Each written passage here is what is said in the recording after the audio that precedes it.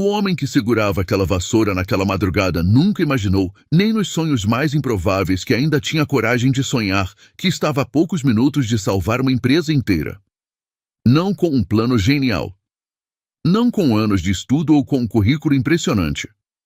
Mas com as mãos. Com a paciência. Com aquela coisa silenciosa e teimosa que mora no peito de certas pessoas e que se recusa a morrer mesmo quando tudo mais ao redor já desapareceu. Era quase meia-noite quando João Ferreira empurrava devagar o carrinho de limpeza pelo corredor envidraçado de um dos maiores edifícios corporativos de Lisboa. O chão de mármore polido refletia a luz fria das lâmpadas de teto como um espelho deitado, e os passos de João faziam um som baixo e ritmado que ecoava levemente pelas paredes de vidro. Do lado de fora, Lisboa respirava devagar. As luzes da cidade cintilavam lá embaixo, distantes, como se pertencessem a outro mundo, um mundo onde as pessoas dormiam em camas quentes enquanto ele empurrava um balde de água com cheiro de desinfetante pelo 12º corredor da noite. As salas estavam vazias. As cadeiras de couro estavam empurradas contra as mesas de reunião. Os monitores apagados. Os cafés esquecidos ainda com resquício de líquido no fundo das canecas, prontos para serem lavados por alguém que nunca seria convidado para sentar naquelas cadeiras. João era esse alguém. E ele sabia disso. Não com amargura, há muito tempo a amargura havia se tornado cara demais para manter. Ele sabia com a clareza simples de quem aprendeu a olhar para as coisas como elas são, sem o filtro da ilusão. Ele era o faxineiro. Era invisível. Era o homem que existia nos espaços entre uma reunião e outra, entre o fim de um dia importante e o começo do próximo. Ninguém sabia seu nome. Ninguém precisava saber. Mas naquela madrugada, quando ele dobrou o corredor que levava à área restrita dos servidores, uma ala fria e mal iluminada que ele raramente precisava adentrar, algo diferente aconteceu. Algo pequeno. Quase nada. O tipo de coisa que 99 pessoas em 100 passariam direto sem notar. Um som. Um zumbido. Baixo, irregular, com aquela tensão específica de motor que está trabalhando contra si mesmo. João parou. Inclinou levemente a cabeça, como um animal que fareja algo no ar. E ouviu de novo. Ali estava, aquele sofrimento mecânico que só quem passou anos ao lado de máquinas aprende a distinguir do barulho comum. Ele ficou parado na entrada do corredor por alguns segundos. A porta estava entreaberta. A luz lá dentro era azulada, fria, vinda dos indicadores dos servidores alinhados como sentinelas nas duas paredes. E o som vinha de algum lugar lá no fundo. João olhou para o carrinho. Olhou para a porta. Pensou em Inês dormindo no pequeno apartamento a 15 minutos dali, com a dona Graça velando no quarto ao lado. Pensou no ônibus das 6 da manhã que precisava pegar. Pensou que consertar equipamentos não era mais sua função, que ele não tinha autorização para estar naquela ala, que alguém ia notar, que ele podia se meter em problema. E então entrou. Mas para entender por que João entrou naquele corredor naquela noite, porque um homem que havia perdido quase tudo ainda carregava dentro de si a obstinação de não virar as costas para um problema, é preciso voltar. É preciso ir até o começo. Até a cidade de Braga, 2 anos antes, quando a vida de João Ferreira ainda parecia ter um chão firme embaixo dos pés. Braga é uma cidade de granito e devoção, onde as igrejas são antigas e as pessoas têm aquele jeito nortenho de falar pouco e sentir muito. João havia crescido ali, filho de um mecânico que trabalhava numa garagem pequena na parte baixa da cidade, onde o cheiro de óleo e metal quente era tão constante que João havia simplesmente incorporado aquele aroma à sua ideia de lar. Desde os 12 anos ele passava os sábados ao lado do pai, segurando ferramentas, observando, fazendo perguntas que o pai respondia com paciência metódica. O pai de João tinha uma frase que repetia sempre que o menino ficava frustrado com algum problema que não conseguia resolver: todo problema tem uma solução. A única diferença entre quem resolve e quem desiste é o tempo que cada um está disposto a esperar. João cresceu com essa frase gravada em algum lugar dentro do peito, num lugar tão fundo que ela havia se tornado parte do seu caráter sem que ele percebesse. Quando adulto, ele foi trabalhar como técnico de manutenção numa fábrica de médio porte nos arredores de Braga. Não era um emprego glamouroso. O salário era justo, não generoso. As horas podiam ser longas, mas João gostava daquele trabalho com honestidade que não precisava de justificativa. Ele gostava de entrar numa fábrica de manhã, passar o dia diagnosticando, consertando, ajustando, e sair à tarde sabendo que aquele lugar funcionava melhor do que quando ele havia chegado. Era uma satisfação simples, mas era real. E havia Beatriz. Beatriz havia entrado na vida de João numa festa de casamento de um primo em comum, numa tarde de primavera em que ela usava um vestido cor de terracota e ria com a cabeça inclinada para trás do jeito que faz certas pessoas parecerem mais vivas do que as outras. João ficou olhando para ela por tanto tempo que ela finalmente cruzou a sala, parou na frente dele e perguntou com uma direiteza completamente desarmante se ele ia continuar olhando ou se apresentar. Eles se casaram 2 anos depois. E quando Inês nasceu, com aquele vozeirão de recém-nascida que parecia protestar a injustiça de ter sido tirada de um lugar tão confortável, João ficou parado na sala de parto olhando para a filha no colo de Beatriz e sentiu o tipo de amor que não tem palavra adequada. O tipo que assusta porque é grande demais para caber dentro de uma pessoa só. A vida tinha um peso certo. Um equilíbrio que João sabia que era frágil, toda a vida tem, mas que parecia, naqueles anos, suficientemente sólido para sustentar o dia a dia. Então a fábrica fechou. Não foi gradual. Não houve sinais claros que permitissem a preparação. Uma segunda-feira de outubro, João chegou ao trabalho e havia um aviso colado na portaria. A empresa havia encerrado as atividades.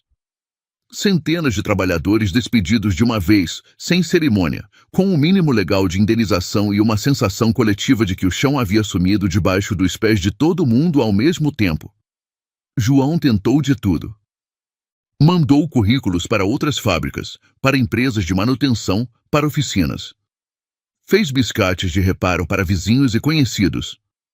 Trabalhou algumas semanas entregando encomendas para uma empresa de logística, levantando às 4 da manhã e voltando depois das 8 da noite. Vendeu ferramentas que havia juntado ao longo dos anos, ferramentas boas, que o pai havia lhe dado, que ele guardava com o cuidado de quem sabe que um bom instrumento de trabalho é também uma forma de dignidade. Vendeu tudo que podia ser vendido sem que Inês notasse. Enquanto isso, Beatriz piorava. A doença havia chegado devagar, anos antes, naquela forma traiçoeira que certas doenças têm de se instalar tão gradualmente que você demora a perceber que o que está vendo não é cansaço normal, não é uma gripe que não passa, não é o peso comum da vida adulta. Beatriz havia lutado com uma determinação que às vezes deixava João sem saber se admirava ou se tinha medo. Ela recusava ser reduzida àquilo, recusava deixar que Inês a visse como alguém que estava desaparecendo. Mas o corpo tem seus próprios acordos, seus próprios prazos, e num outono de folhas cor de ferrugem nas calçadas de Braga, Beatriz partiu. João ficou sentado na cama do hospital por um longo tempo depois. Ele não sabia ao certo quanto. Os minutos haviam perdido o peso que normalmente têm. Uma enfermeira entrou em algum momento e disse alguma coisa com voz suave, mas as palavras não chegaram a formar sentido. Ele estava olhando para as mãos no colo, aquelas mãos que sabiam consertar motores e ajustar equipamentos e resolver problemas mecânicos de qualquer espécie, e pensando que havia um tipo de coisa quebrada para o qual nenhuma ferramenta do mundo serve. Os meses seguintes foram os mais difíceis que João havia vivido. Não pelo trabalho, o trabalho ele encontrava, de uma forma ou de outra. Era a combinação de tudo. A ausência de Beatriz que aparecia nas horas mais inesperadas, quando Inês fazia um gesto com a mão igualzinho ao da mãe, ou quando a noite ficava muito quieta demais. A pilha de contas que crescia mais rápido do que conseguia pagar. A sensação de estar correndo numa esteira que acelerava mais do que ele conseguia acompanhar. Havia noites em que João sentava à mesa da cozinha depois que Inês adormecia e ficava olhando para os papéis espalhados à sua frente. Contas de luz. Renda da casa. Material escolar. Medicamentos que Inês tomava para uma alergia crônica.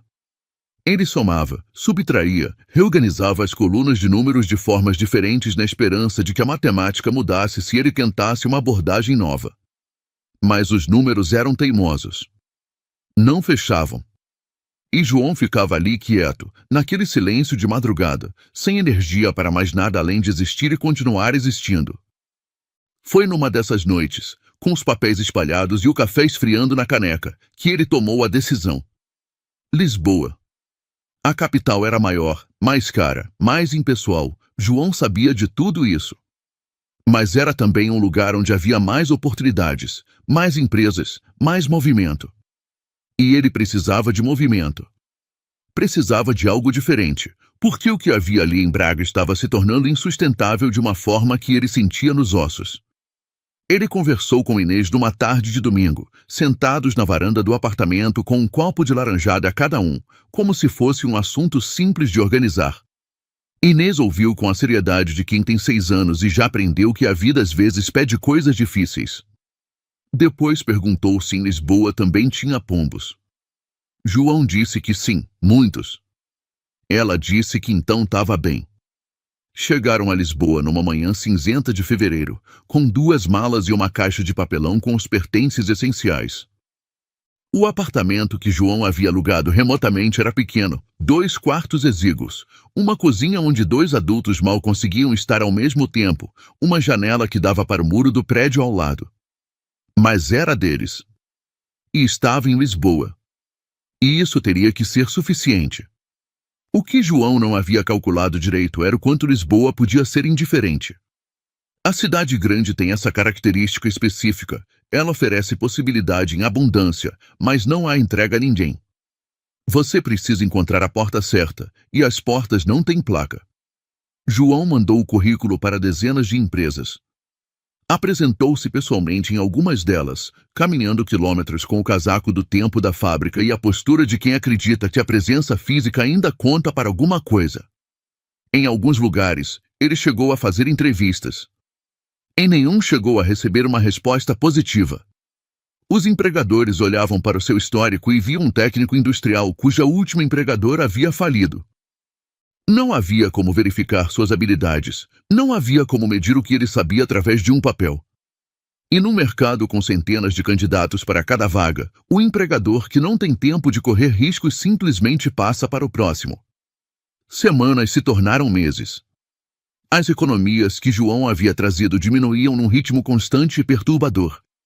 Ele fez alguns trabalhos avulsos, reparos em apartamentos, instalações elétricas simples, consertos de eletrodomésticos para pessoas que encontrou através de um grupo de classificados online.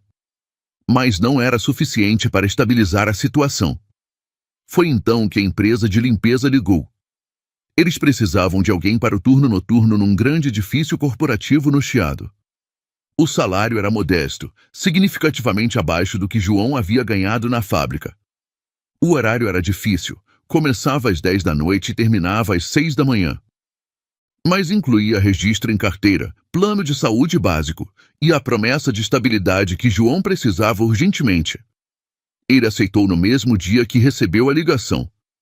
A rotina que se estabeleceu nos meses seguintes era austera, mas tinha uma estrutura que João aprendeu a valorizar. Toda noite seguia a mesma sequência, quase como um ritual que o ajudava a manter os pés no chão.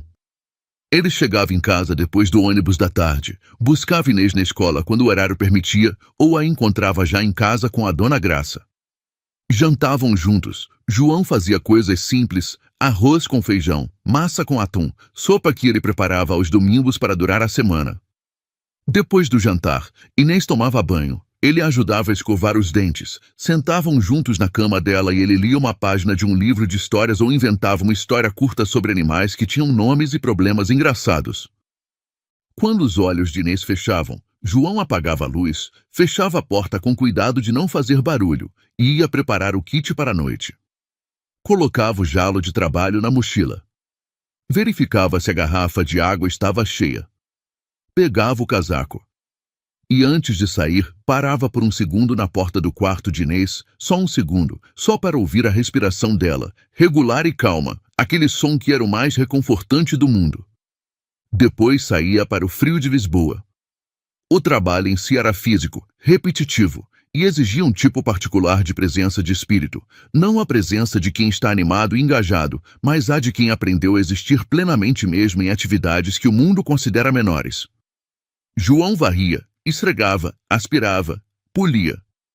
Organizava o que havia sido bagunçado. Devolvi os espaços a uma ordem que seria desfeita novamente em poucas horas, quando os funcionários chegassem e recomeçassem o ciclo. Havia uma espécie de dignidade silenciosa naquilo que ele nunca havia conseguido articular claramente, mas que sentia. O edifício estava melhor porque ele havia passado por ali. As pessoas que chegassem pela manhã trabalhariam num lugar limpo, funcional, cuidado. Elas nunca saberiam o nome de quem havia feito aquilo. Mas o trabalho havia sido feito. Ele conheceu os outros funcionários do turno noturno ao longo das primeiras semanas. Eram pessoas com histórias variadas. Um senhor de 60 anos que havia emigrado de Cabo Verde décadas atrás e falava com a calma de quem já viu muita coisa. Uma mulher de meia idade que estava pagando a faculdade da filha mais velha. Um rapaz jovem que estava juntando dinheiro para voltar ao Brasil, onde a família esperava. Cada um ali por um motivo, cada um carregando o peso que os havia trazido a empurrar um carrinho de limpeza num edifício corporativo de madrugada. João nunca perguntou demais sobre as histórias dos outros, e os outros fizeram o mesmo por ele. Havia um respeito tácito entre eles, a solidariedade específica de quem partilha o mesmo turno invisível. O que ninguém no turno havia notado, ou talvez tivessem notado mas não achassem que era da conta deles, era que João tinha um hábito peculiar. Enquanto limpava, ele observava. Não de forma invasiva ou curiosa sobre os assuntos das pessoas, mas as estruturas, os equipamentos, as coisas que compõem o funcionamento físico de um lugar. Uma porta que fechava com um esforço ligeiramente maior do que deveria, sinal de que a dobradiça estava desalinhada. Um painel elétrico num corredor de serviço onde uma das travas não encaixava completamente, pequeno, quase imperceptível, mas ali. Uma mancha de umidade no teto da copa que apareceu numa semana e foi crescendo gradualmente, indicando uma tubulação com vazamento em algum ponto acima. Coisas que os funcionários do dia não notavam porque estavam focados em outras prioridades, coisas que a equipe de manutenção só iria descobrir quando já tivessem virado problemas maiores. João resolvia o que conseguia com o que tinha. A dobradiça da porta ele ajustou usando a ferramenta multiuso que carregava sempre no bolso do jaleco, aquele antigo hábito de técnico que nunca havia conseguido abandonar. O painel elétrico ele reportou verbalmente ao colega do turno, que disse que ia avisar quem de direito. A mancha do teto ele fotografou no celular e deixou um bilhete no livro de ocorrências do edifício descrevendo a localização exata. Ele não fez nada disso esperando reconhecimento. Fez porque aquelas coisas precisavam ser feitas e ele era a pessoa ali que sabia que precisavam. Foi numa terça-feira de novembro, cerca de 4 meses depois de começar no emprego, que João empurrou o carrinho pelo corredor que levava à área dos servidores pela primeira vez. Normalmente ele não precisava ir até lá. A ala era restrita, a porta ficava trancada, e a limpeza dos corredores internos daquela seção era feita apenas uma vez por semana por uma equipe específica. Mas naquela noite um cano havia apresentado um problema menor num banheiro próximo dali, e o acesso ao registro de fechamento ficava do outro lado da porta que habitualmente estava fechada. Um dos técnicos de plantão havia deixado a porta entreaberta enquanto verificava outra coisa, e quando João passou com o carrinho, o acesso estava ali.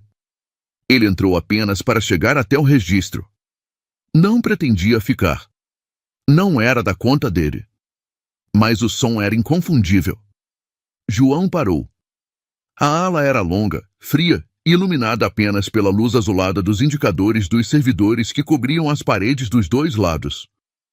O zumbido vinha do fundo, de um dos grandes equipamentos de resfriamento que ficavam alinhados no final do corredor como caixas metálicas imensuráveis, responsáveis por manter os sistemas de dados em temperatura operacional. Ele caminhou devagar até o equipamento. Ficou de pé na frente dele, ouvindo. Fechou os olhos por um segundo, concentrado apenas no som, aquela prática antiga que o pai havia lhe ensinado, a de ouvir uma máquina antes de mexer nela, de deixar que o problema se apresente por conta própria antes de você começar a procurar. O problema se apresentou. A ventoinha de resfriamento estava desalinhada. O som de roçar contra o suporte metálico era inequívoco, um atrito repetitivo a cada rotação, que havia começado provavelmente como algo minúsculo, um parafuso levemente frouxo, um ajuste de milímetros que o desgaste do tempo havia exagerado, e que agora estava naquele estágio em que a falha completa era questão de horas, talvez de minutos. Se a ventoinha travasse, o sistema de resfriamento daquela unidade pararia. Os servidores começariam a superaquecer. Os protocolos de segurança desligariam automaticamente os equipamentos para evitar danos permanentes. E metade dos sistemas digitais do edifício, comunicações, segurança, dados operacionais, sistemas financeiros, ficaria inativa. João ajoelhou ao lado do equipamento. Removeu com cuidado o painel lateral que estava solto, tremendo ligeiramente contra a estrutura a cada vibração da máquina. Olhou para dentro com a lanterna do celular. Identificou o ponto exato do desalinhamento. Colocou a mão no bolso do jaleco e tirou a ferramenta multiuso. Havia ali um conjunto de ações que João precisava executar com precisão, reposicionar o suporte da ventoinha, que havia deslizado fora do eixo correto, apertar os 3 parafusos que haviam se soltado gradualmente com a vibração contínua, e limpar a camada de poeira comprimida que estava obstruindo a entrada de ar, agravando o problema de resfriamento. Cada etapa requeria um instrumento diferente, e a ferramenta multiuso tinha todos eles dobrados dentro daquele corpo compacto de aço. João trabalhou devagar, com cuidado, com aquela concentração específica de quem está fazendo algo que importa e sabe disso. Não havia pressa que valesse, porque pressa nesse tipo de trabalho gera erro, e erro com equipamentos sensíveis pode transformar um problema pequeno em catástrofe. 10 minutos. Talvez um pouco mais. O zumbido irregular foi cedendo. Primeiro ficou mais espaçado, como um coração arrítmico que vai encontrando o compasso. Depois suavizou. E então, no momento que João sentiu mais do que ouviu, a máquina encontrou o equilíbrio. O ronco voltou a ser aquele som constante e regular que significa funcionamento normal. João recolocou o painel, verificou se estava bem fixado, ficou de pé devagar com o joelho protestando depois de tanto tempo curvado, e limpou as mãos do jaleco. Ficou olhando para o equipamento por um momento, como quem verifica uma última vez se está tudo bem. Estava. Ele virou para pegar o carrinho e foi então que viu o homem no corredor. Ricardo Monteiro estava parado a uns 15 metros de distância, com as mãos nos bolsos do paletó escuro e a expressão de alguém que há algum tempo está observando algo inesperado. Era um homem de 50 e poucos anos, cabelo grisalho bem cortado, a postura reta de quem passou décadas tomando decisões. João reconheceu-o vagamente, havia visto a foto dele no painel de liderança perto dos elevadores principais. Era o diretor executivo da empresa. O estômago de João caiu. Ele havia entrado numa área restrita. Havia mexido em equipamentos que não eram da sua responsabilidade. Havia feito tudo isso sem autorização, sem protocolo, sem comunicar ninguém. E o homem que havia presenciado tudo isso era o topo da cadeia hierárquica daquele edifício. João abriu a boca para se explicar, para se desculpar, para dizer o que fosse necessário para não perder o emprego naquela madrugada. Mas Ricardo Monteiro levantou levemente a mão, um gesto discreto, tranquilo, e caminhou até ele. "O que aconteceu aqui?" perguntou Ricardo. A voz era direta, sem agressividade, mas com o peso de quem está genuinamente querendo entender. João explicou. Simplesmente, objetivamente, como havia aprendido a explicar problemas técnicos ao longo de anos, identificando o problema, descrevendo a causa, narrando a solução. Mencionou de passagem que havia trabalhado em manutenção industrial, como se fosse um detalhe menor, como se aquilo não fosse mais parte de quem ele era. Ricardo ouviu em silêncio, sem interromper.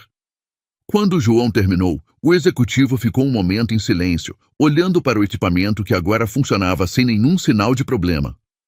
O que Ricardo sabia, e João não sabia que ele sabia, era o custo exato do que havia quase acontecido.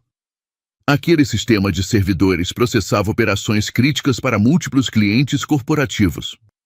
Uma falha dessa magnitude, naquela escala, naquele horário, poderia causar uma interrupção que levaria dias para ser completamente resolvida. Os custos operacionais, os acordos de nível de serviço, as possíveis penalidades contratuais, Ricardo havia calculado mentalmente enquanto observava o faxineiro trabalhar, e os números eram assustadores. E o homem que havia evitado tudo aquilo estava de jaleco, com cheiro de produto de limpeza, pedindo desculpa por ter entrado numa área restrita. Ricardo estendeu a mão. Obrigado, disse ele. Só isso. Mas com um peso que João sentiu mesmo sem saber a dimensão completa do que havia evitado. Nos dias seguintes, João não soube que havia virado assunto. Continuou seu turno como sempre, chegando na hora, cumprindo o trabalho, voltando para casa antes do sol nascer completamente. Mas Ricardo Monteiro havia começado a fazer perguntas. Discretamente, sem chamar atenção, ele foi conversando com diferentes funcionários do edifício sobre o faxineiro do turno noturno. E cada conversa acrescentava um fragmento a um retrato que ia se tornando cada vez mais nítido. Uma funcionária da recepção contou que havia semanas atrás o faxineiro havia percebido que o sensor da porta principal estava dando defeito. Ela havia chegado numa manhã e encontrado um bilhete escrito à mão explicando o problema e a localização exata do defeito.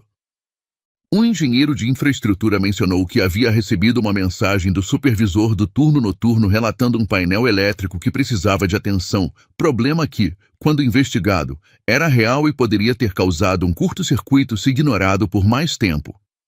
A supervisora da Copa disse que a mancha de umidade no teto havia sido identificada no livro de ocorrências por alguém do turno noturno, o que havia permitido que a equipe de manutenção atuasse antes que o cano se rompesse completamente.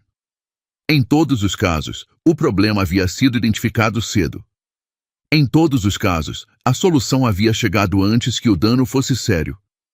E em todos os casos, a origem da identificação havia sido o mesmo homem, o faxineiro que não braça, que não reclama, que simplesmente faz o que precisa ser feito e passa para o próximo corredor. Ricardo ficou em silêncio com aquelas informações por alguns dias. Pensando. Calculando não só o que havia acontecido, mas o que poderia acontecer, o que já estava acontecendo, de certa forma, só que de forma invisível, sem estrutura, sem suporte, sem o reconhecimento que permitiria que aquilo se tornasse algo ainda mais valioso. Na segunda semana após o incidente dos servidores, João foi chamado para uma reunião ao fim do seu turno. A convocação chegou através do supervisor, que simplesmente disse que precisavam de uma conversa antes de ele ir embora. João ficou o resto do turno com aquele peso no estômago, a sensação de que algo ia mudar e que a mudança provavelmente não seria boa. Pensou em todas as possíveis razões. Havia feito algo errado? Alguém havia se queixado? O contrato com a empresa de limpeza havia sido encerrado? Quando entrou na sala de reunião com o jaleco ainda vestido e a mochila nas costas, encontrou Ricardo Monteiro sentado à cabeceira da mesa, com 3 gerentes de departamento nos lados. Nenhum deles tinha a expressão que João havia antecipado. Não havia julgamento no ar. Havia algo que ele levou alguns segundos para identificar com precisão. Atenção. O tipo real, pesada, que acontece quando as pessoas estão verdadeiramente olhando para você. Ricardo se levantou, estendeu a mão e começou agradecendo, não de forma protocolar ou vaga, mas de forma específica, descrevendo o que João havia feito, o que havia evitado, o que aquilo havia significado para a empresa. João ouviu em silêncio, com a postura ligeiramente desconfortável de quem não está acostumado a ser o centro de uma sala. E então Ricardo fez a oferta. Uma posição na equipe de engenharia de infraestrutura do edifício. Salário mais que o dobro do que João recebia como faxineiro. Plano de saúde completo. Horário regular, diurno. Formação contínua fornecida pela empresa para atualizar suas competências técnicas. Um contrato de trabalho com perspectiva de crescimento. João ficou olhando para Ricardo por um momento que pareceu mais longo do que era. A sala estava quieta.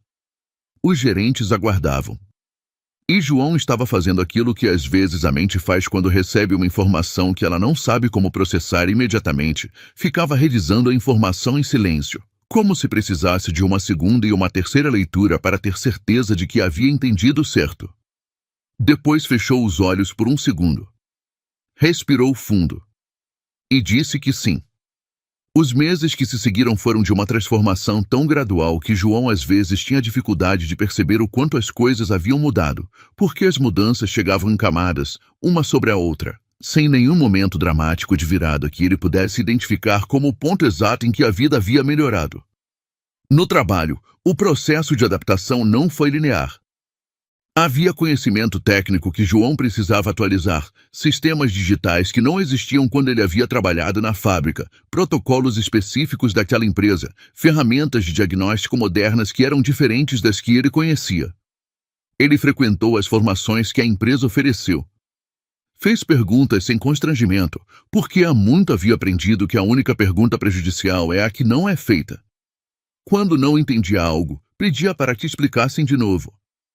Enquanto aprendia o que não sabia, ele contribuía com o que sabia, com décadas de experiência prática, com uma intuição calibrada por anos de trabalho ao lado de máquinas reais, com aquela paciência específica de quem aprendeu que todo problema tem uma solução se você não perder a calma. Os engenheiros mais jovens da equipe tinham formação acadêmica que João não tinha.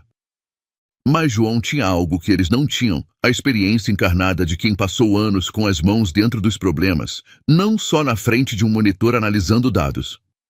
A combinação era mais poderosa do que qualquer um havia antecipado. Em poucos meses, João havia se tornado a pessoa da equipe que os outros consultavam quando um problema não estava fazendo sentido pelos métodos convencionais. Não porque ele fosse o mais qualificado no papel, mas porque tinha aquele tipo de perspectiva que só vem de ter errado muito, de ter tentado muitas coisas diferentes, de ter aprendido que os problemas raramente se apresentam da forma que você espera. Ricardo observava de longe, satisfeito com uma decisão que havia parecido simples na hora, mas que havia confirmado algo que ele suspeitava há muito tempo, que a competência real não tem um endereço fixo. Ela aparece onde menos se espera, carregando ferramentas que não combinam com o jaleco. Em casa, as mudanças chegaram com uma suavidade que às vezes emocionava João de formas que ele não estava preparado. A mais óbvia era financeira. As contas que antes nunca fechavam agora fechavam com folga. Ele conseguiu colocar Inês numa escola melhor, com mais recursos, com professoras que ela chegou em casa na primeira semana falando com a empolgação de quem descobriu que aprender pode ser uma experiência alegre em vez de uma obrigação pesada. Ele conseguiu pagar a Dona Graça de forma adequada pelos meses em que ela havia cuidado de Inês sem nunca reclamar do que recebia. A Dona Graça havia recusado, disse que não havia feito por dinheiro, mas João havia insistido e eventualmente chegaram a um acordo que satisfez os dois. Mas o que João não havia antecipado era a mudança no ritmo das coisas. Sem o turno noturno, ele estava acordado quando Inês acordava. Conseguia levá-la à escola de manhã e às vezes buscá-la à tarde. Havia tempo para jantar devagar, para ajudar com o dever de casa, para sentar no parque ao fim de semana sem ter que calcular mentalmente quantas horas de sono ainda era possível recuperar antes do próximo turno. O apartamento foi mudando também. Não de forma grandiosa, eles ficaram no mesmo lugar, que continuava pequeno. Mas o pequeno foi sendo preenchido de formas diferentes. Havia livros que Inês trazia da escola e deixava abertos na mesa da sala. Havia um quebra-cabeça que os dois começaram numa tarde de chuva e que ficou na mesa do café por semanas, sendo completado aos pedaços. Havia o som de música às vezes, algo que João não havia percebido que havia desaparecido da casa até que voltou. Havia uma noite em particular que João guardou de uma forma que ele sabia que não ia esquecer. Era uma terça-feira comum. João havia chegado em casa no horário. Inês estava à mesa da cozinha fazendo o dever de escola, com a língua levemente para fora, concentrada na tarefa de copiar as letras com aquele capricho exagerado que ela havia herdado de Beatriz. João colocou a mochila no lugar, lavou as mãos e foi sentar ao lado dela. Ficaram ali em silêncio por um tempo. João ajudando quando ela pedia, ficando quieto quando ela não pedia, simplesmente estando ali, aquela presença que é mais importante do que qualquer coisa que se possa dizer. Então Inês parou de escrever. Levantou os olhos do caderno. Olhou para o pai com aquela seriedade de criança que é mais honesta do que a seriedade de qualquer adulto. Pai, ela disse. A gente vai ficar bem agora. João olhou para a filha. Para aqueles olhos que tinham a cor dos olhos de Beatriz. Para aquele rosto que era o lugar mais importante do mundo para ele, e que nos anos difíceis havia sido a única bússola que funcionava quando tudo mais havia parado de fazer sentido. Ele sentiu a garganta apertar. Não de tristeza, ou não só de tristeza. Era aquela emoção complexa que acontece quando você está do outro lado de algo muito difícil e percebe, pela primeira vez com clareza, o quanto o caminho havia custado. João abraçou Inês com força. Fechou os olhos e respondeu em voz baixa, com a firmeza tranquila de quem sabe que está dizendo a verdade. Sim, a gente vai ficar bem. Porque às vezes a vida não muda com fanfarras ou com grandes anúncios ou com aqueles momentos dramáticos que parecem ter sido escritos para impressionar. Às vezes ela muda porque um homem cansado, numa madrugada silenciosa, ouve um som que a maioria das pessoas ignoraria. Porque ele escolhe entrar numa porta que não estava prevista no roteiro da noite. Porque ele se ajoelha no chão frio de um corredor escuro e faz o que sempre fez, resolve o problema que está diante dele, com as ferramentas que tem, sem esperar por condições perfeitas que nunca chegam. Às vezes o que muda tudo não é o gesto grandioso. É a recusa silenciosa de um homem comum em virar as costas para algo que precisa ser consertado. E essa recusa, tão pequena, tão invisível para o mundo, pode ser exatamente o que salva tudo.